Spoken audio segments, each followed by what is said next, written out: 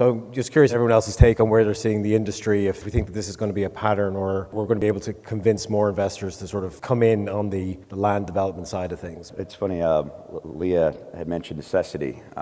Necessity is a big part of my business. We're a brokerage operation, so trying to figure out what buyers want to buy, where they want to buy, how they want to structure deals, and then trying to find product for that need. When I started in really focusing on build for rent, right after the COVID pandemic, it was a relatively interesting time to start because builders didn't know what the pandemic was going to do to the build for rent market, so a lot of them got spooked. So it was easy to go out there and find builders who didn't want to, make the risk of bringing their product to the retail market, and build for rent sounded like a pretty good option.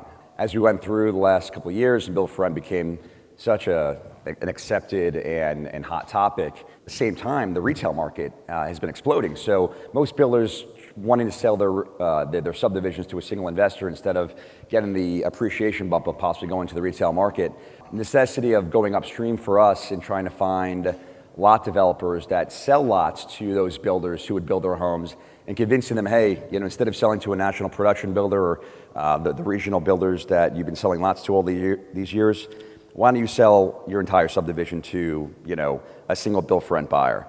And that's a tough thing for a company like a lot of land developers, firms that make their living and traditionally have made their living buying land, entitling it, and then putting the lots on the ground for sale to retail home builders. But the more competitive the market gets, the more builders we have to talk to in order to find the CFO opportunity to bring to our institutional investors. And a lot of what we're doing right now is just trying to find developers who would let us compete with builders so we can get lot product for our institutional investors. And the more competitive it gets, the further upstream you tend to go. Where our last 2 transactions were actually paper lot deals, entitled approved lot deals that we worked on. It takes a long time. It takes a year to 18 months to bring that kind of project to fruition.